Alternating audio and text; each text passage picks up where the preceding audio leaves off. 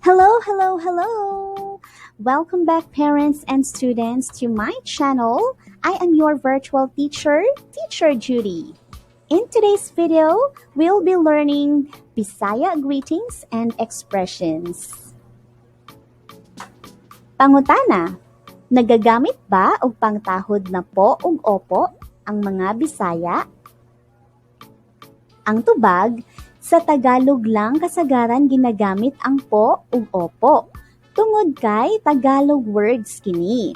Apan, naay sakto na pagsulti sa Bisaya aron mapaabot gihapon nato atong pagtahod, pinaagi sa pagsulti.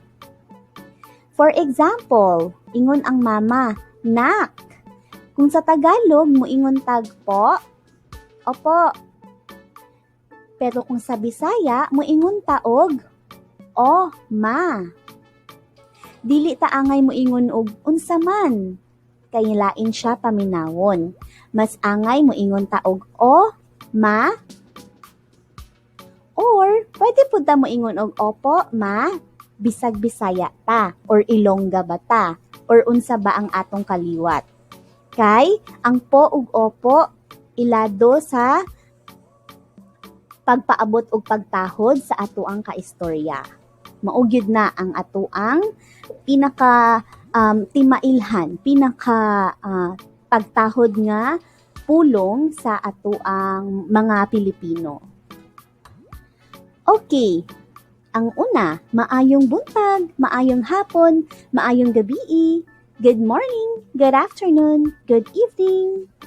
Maayong buntag, ma'am. Kaduha, daghang salamat. Thank you. Daghang salamat sa imong pagbisita. Katulo, way sapayan. You're welcome.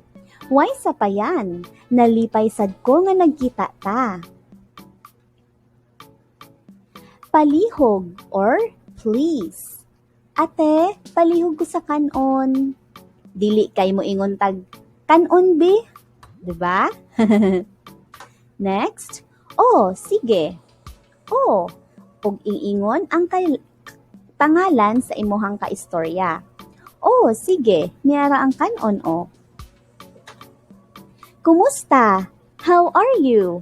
Kung naakay masugatan nga kaila sa dalan, atong kumustahon mo ingon tag, uy, kumusta? Pasensya na, pasaylo ako. In English, I'm sorry. Pasensya na kung nakahasol ko nimo. Pasaylo ako, di na mausab. Adto na ko, ma, pa, I gotta go. Sa Filipino family tradition and custom, mahulog ta og walay batasan kung mulakaw ta nga walay pananghid bisag kinsa pa na ang kauban nato sa ato ang gipuy-an. Muhabang kuya, ate, manghod, magpahibalog yod nga maglakaw na ka. Kay isa kini siya sa paagi sa pagrespeto.